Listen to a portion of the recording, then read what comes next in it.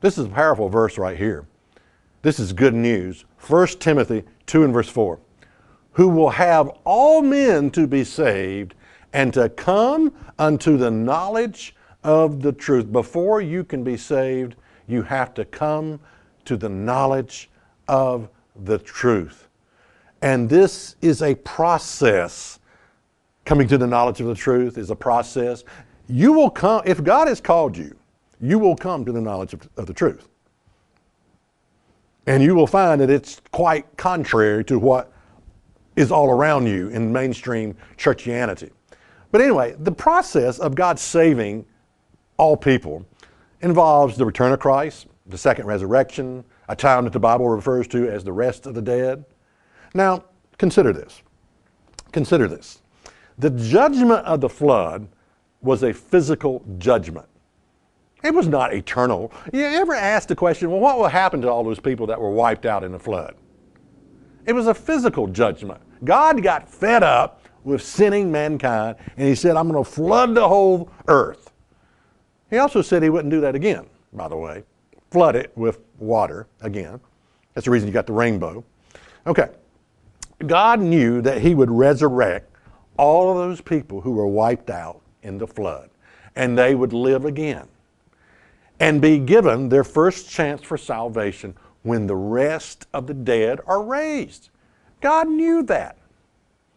They would have their chance later. You know, religious people don't seem to understand the concept of judgment. It's like they are extremely ignorant when it comes to the concept of judgment. When religious people think of judgment, they think of a guy standing on a trap door, hell below him, smoke oozing up the cracks of the trap door, God the Father sitting there reading the Bible, a judgment book. He did this, he did that, he did that, oh, he did that, that. And then boom, pull the lever and shoot, straight down to the pit of hell. No, the concept of judgment is a process. It takes a process of time in which you judge the individual. Okay? Most people, when they read judgment, they're reading condemnation. You know, they're reading immediate condemnation. No, there's a difference between the two words of judgment. It's sort of like judging a boxing match. When do you judge a boxing match? Well, you judge it during round 1, round 2, round 3, round 4. It's a process, okay?